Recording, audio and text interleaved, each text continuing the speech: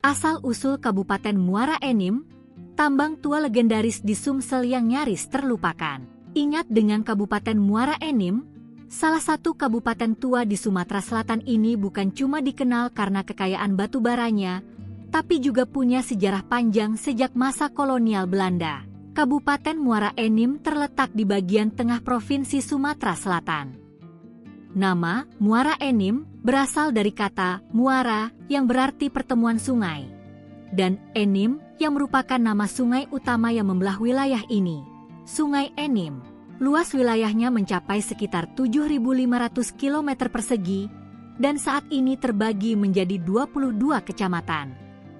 Ibu kota kabupatennya berada di kota Muara Enim yang juga jadi pusat pemerintahan dan ekonomi. Kabupaten Muara Enim resmi berdiri pada tahun 1945, tidak lama setelah Indonesia merdeka.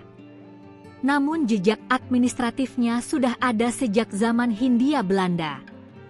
Kala itu, wilayah ini termasuk dalam afdeling. Pada masa kemerdekaan, Muara Enim menjadi bagian dari Karesidenan Palembang dan kemudian ditetapkan sebagai kabupaten lewat Undang-Undang Darurat Nomor 4 Tahun 1956.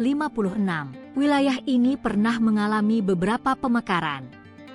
Salah satunya yang paling signifikan adalah pembentukan Kabupaten Pali, Penukal Abab Lematang Ilir, tahun 2013, yang sebelumnya merupakan bagian dari Muara Enim. Fakta tersembunyinya, Muara Enim dikenal sebagai daerah tambang batubara terbesar di Sumatera Selatan. Tambang Bukit Asam yang berlokasi di Tanjung Enim sudah dieksplorasi sejak tahun 1919 oleh Belanda. Sampai sekarang, kawasan ini jadi salah satu pusat energi nasional. Salah satu ikon budaya lokalnya adalah tari rodat cempako yang berkembang di tengah masyarakat Melayu Palembang di wilayah ini.